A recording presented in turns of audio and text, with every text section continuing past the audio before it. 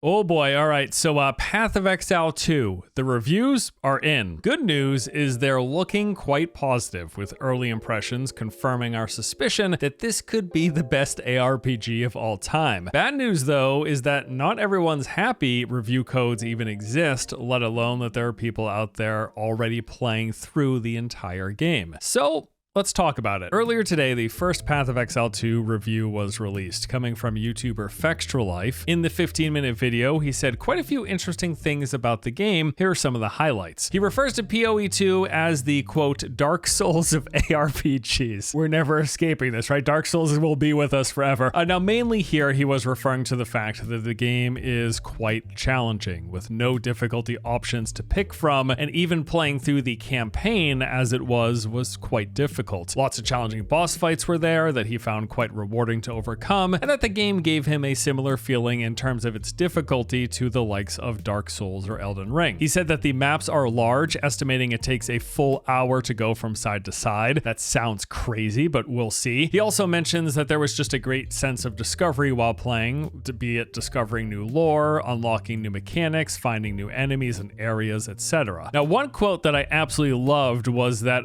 with the amount and variety of content, that it feels like 3 games rolled into one. Love to see it. The campaign, he estimates, was about 35 to 40 hours, but after that, there's of course loads of endgame, and he mentioned feeling like he just scratched the tiniest surface of what's on offer after spending 40 hours with it, potentially saying that this could be the all-time king of the genre. He also mentioned that it feels like there are limitless combinations of builds, that respecking is much easier than it has been in the past. He thought the dark theme and overall art direction was outstanding and clearly inspired by Diablo 2. He felt it was the most dynamic combat in any ARPG he's ever played, and Fextralife has played quite a few. He also talked about things like the details on the skill effects and boss designs being some of the best he's seen in the industry. He was blown away by the amount of detail. He did play on controller for a bit and said that it feels like the game was designed for controller first. Interesting, saying that it plays even better than Diablo 4 did on a controller. Now, there were some negatives mentioned, including the fact that he saw a few bugs and got crashes during the review process, and also that maps felt a little empty in terms of the amount and frequency of events. Now, that said, he wrapped it all up by saying that he strongly believes PoE 2 will cement the studio as one of the all-time greats among the likes of FromSoft or Larian. Now, I would argue that GGG is already there just with PoE 1, but that's besides the point. And you know what? All of this sounds great to me. I am so happy to hear that the game is turning out nicely. So what exactly is the problem then? Well, there's 2 main things happening here. One is that the review was posted way prior to Embargo, apparently nearly a week before it was supposed to come out. And number 2 is that everyone was under the impression that there would be no early access prior to the early access public launch, that there would be no early review copies of Path of Exile 2 prior to that December 6th release. Those weren't supposed to happen as far as everyone was concerned. So what exactly is going on here? Well, I will tell you right after this. Today's video is sponsored by Light of Moderum. This is an open world survival crafting game with action combat, all set in a world reclaimed by nature and ruled by giant mechanical beasts. Players will explore a variety of landscapes, uncovering ancient secrets and forging bonds with powerful mech animals. Some key features include a fully seamless open world where you'll traverse grasslands, deserts, forests, and mountains. There's a variety of weapons you'll use in action-packed combat versus a wide range of mechanical foes. You've got all the basics with light and heavy attacks, dodging, blocking, counters, and even special abilities. Fighting alongside you are the mech animals, over 100 to collect, each with unique designs and roles they fulfill, aiding you in battle. There's the survival crafting mechanics and unpredictable weather you'll have to protect against, and co-op gameplay as you can group with other players anytime hunting beasts, gathering resources, or building bases together. If you'd like to learn more, you can wishlist and check out Light of Moderum yourself using the link in the video description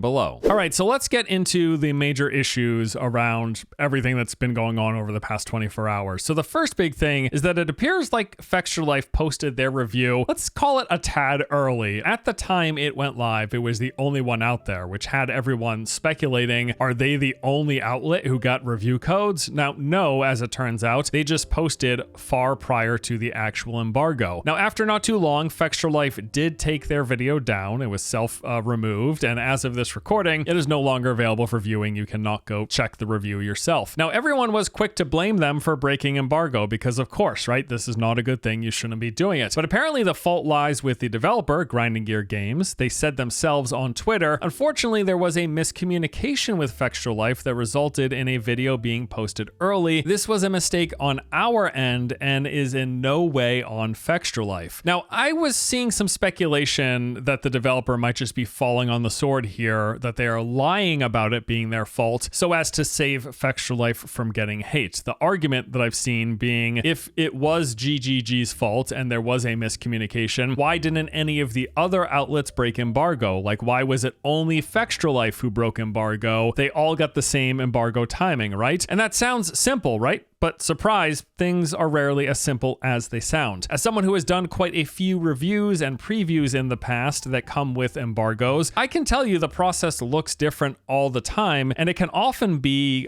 quite a bit messy. So sometimes you get all of the info, the embargo timing, basic details on the game, the installation and review guides, all of it comes nicely in a package in a pre-made PDF. Everyone gets the same PDF with all the same info, easy, right? Like no confusion to be had.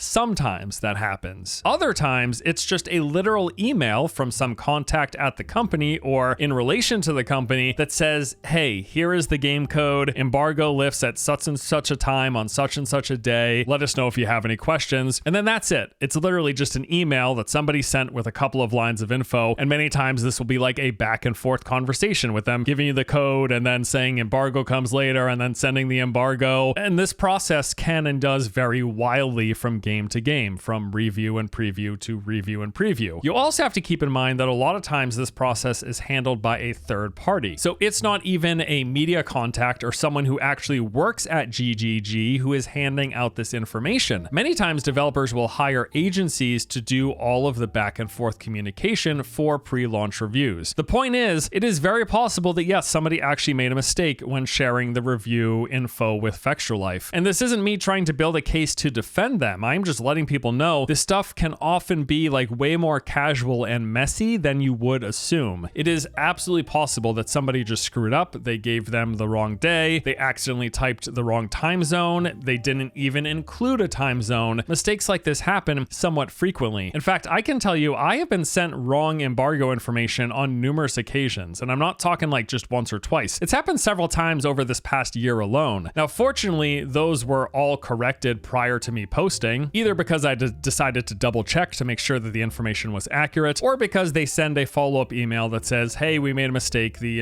embargo is actually at this specific time and day instead. Now, of course, I don't know exactly what happened in this particular situation. We're all just guessing, but I do believe Grinding Gear Games. Like, I don't think they're lying about this being their fault, because I've been a part of this process so much over the years that I can tell you mistakes are not uncommon. And frankly, I think it's ridiculous to think that the devs would be lying here. If there was no miscommunication, GGG could have just not mentioned the embargo break that happened, right? They took the video down, they could have just ignored it, but they made a whole big post about it, I think because it was their fault. There's really no sense in them lying to cover Fextra Life's butt. When somebody breaks embargo purposefully, you know what happens? You get blacklisted and you don't get codes from that company ever again. The devs are not coming out lying to cover up somebody else's screw up. Like, I at least have never seen this happen. Maybe this is the first time, right? But anyways, that out of the way, this isn't even the biggest issue that people have right now. Like, this isn't the main reason people are upset that because Fextra Life broke the embargo, right? The main reason that a lot of people are really upset right now is just the fact that pre-launch review codes are even happening. Many were under the impression that this wasn't going to be the case for Path of Exile 2, and that we would all be playing the early access version of the game for the first time together on December 6th. So what's happening? Well, GGG addressed this as well in their tweet by saying, we've seen some speculation that some people might already have access to the early access version of Path of Exile 2. To clarify, some traditional games media have been given access to a review version of the game. Part of the stipulation that media were given is that this is for review purposes only. They may share their opinions of the game, but are not allowed to produce guide-style content from this version that would spoil the discovery of the game or post unedited playthroughs. They are not playing on the same servers as the early access version, so none of the progress will be kept. In addition, all of the content they produce is embargoed until the early access on December 6th, so no content is supposed to be posted until then. That's then when they said, sorry, we had a miscommunication with Fextra Life. It's not their fault, it's ours.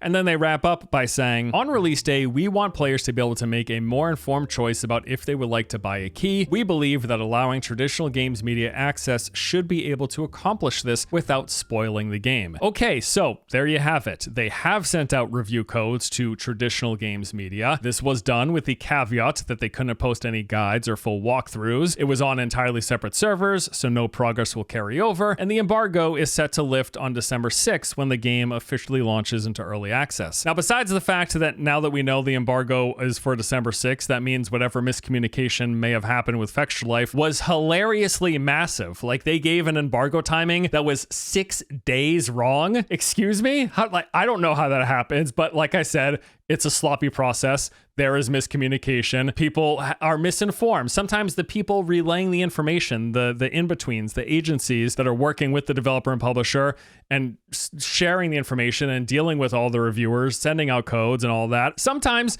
somebody just doesn't know everything, or they get something wrong, or they type something wrong. Like, that does happen. But anyways, that aside, people are just upset at the fact that anybody is playing the game prior to its full release. Why? Well, there's a few very particular reasons. For starters, people just have an issue with Fextra Life in general, them getting access, because mainly, besides people who just don't like Fextra Life for a variety of reasons, many of which I think are justified. I don't have a personal grudge against the guy or the channel, but I understand why some people don't like him, for the embedded Twitch view boosting that he does, for some of where they're getting their guide informations, for the quality of their guides, whatever. He's not what many consider traditional games media, because they do run a wiki. Whatever you think of that wiki's quality, they do have a wiki with guides and information, and it even appears like they may have already started populating their wiki with info that was acquired during the review, which I wouldn't be too surprised if they have at least got that process going. If they've truly played the game for 40 hours and they're going to have a wiki on PoE2, they do have a wiki on PoE2, they're at least going to start pre-filling out that information, even if it's embargoed for a week after launch,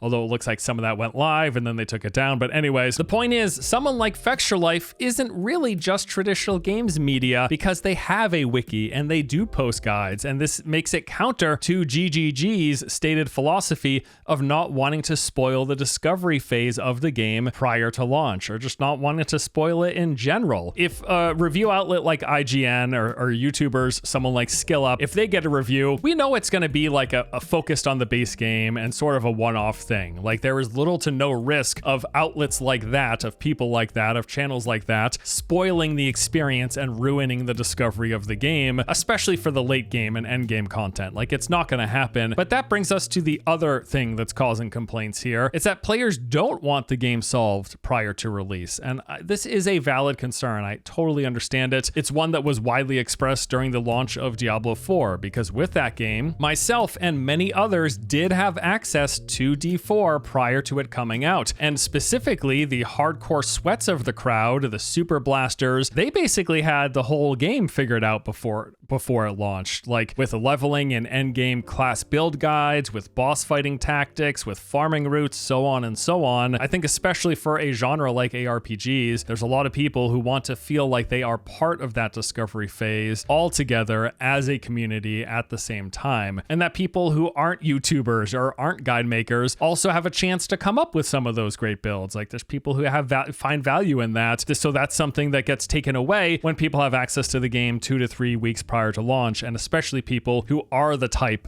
that are going to be figuring all this stuff out. So yeah, the concern is more so that Fextra Life running a wiki and posting guides, he isn't quite the same as, again, like an IGN or a YouTube reviewer like SkillUp who gets a review code, because they're not going to be posting endgame build guides, right? And meta builds. Now, I will say, though, at the same time, people are expressing this concern. I really don't think it's an actual issue, because Fextra Life in particular, in my eyes, is way closer to traditional games media than he is to the hardcore ARPG enthusiast. And what I mean specifically is I am under zero impression that any guides Fextra Life comes up with are going to be anywhere remotely close to the best, to meta, to actually being the ideal thing and actually being the solution to whatever problem is in the game, right? It's not the same as the ARPG blasters out there, people like Rex and DM and Rob, any of the crew on Maxroll and Icy Veins, for example, those players getting early access does mean the game would be solved prior to launch. And as far as I'm aware, GGG hasn't given pre-launch codes to that portion of the community. So even though Fextra Life does run a wiki and post guides, I really don't think there's legitimate concern of them solving the game. They could certainly still spoil stuff though, and if they're already filling up their wiki, that may end up happening depending on when that wiki embargo is. Although Fextra Life and embargo timings, you know, that's kind of a touchy subject as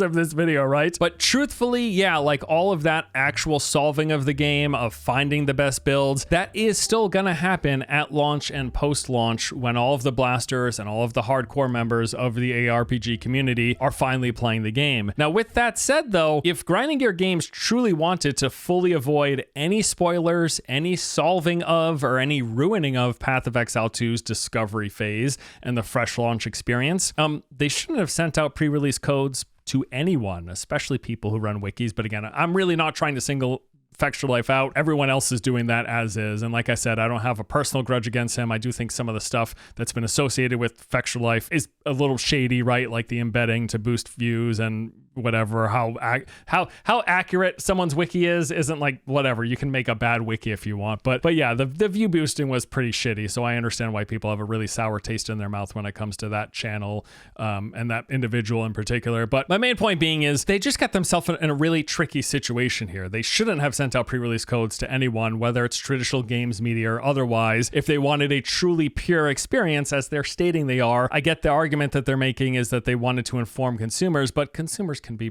informed. It doesn't have to be on the day that it releases, especially since it's an early access release.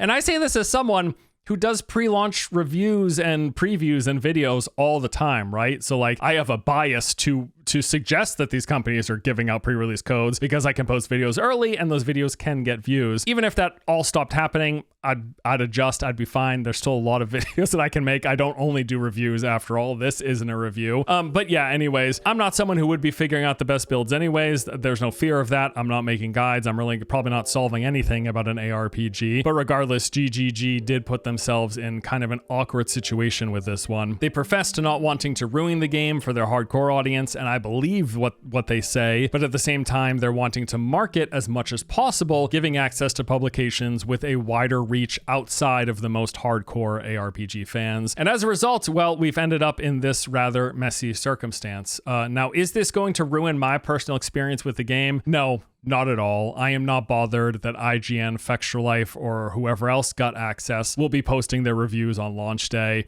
And as mentioned, none of them are actually going to have the best builds or really spoil too much of the game, even if they do post guides or whatever, which apparently they're not going to be allowed to until sometime after release. I will wrap up by saying, though, that the most significant thing that I took out of this whole situation is that the review, however embargo breaking it was overwhelmingly positive. Like they were singing glowing praise for this game, and that is awesome. Like I was already excited for PoE 2. I am now hyped. This is looking fantastic.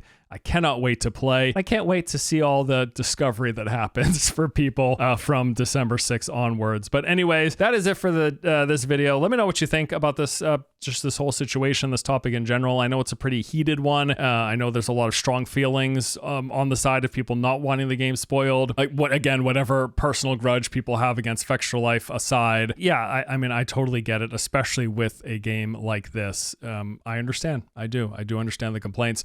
But that is it for me for today. Thank you as always for watching. Hope you enjoyed the vid. I'll see you all next time.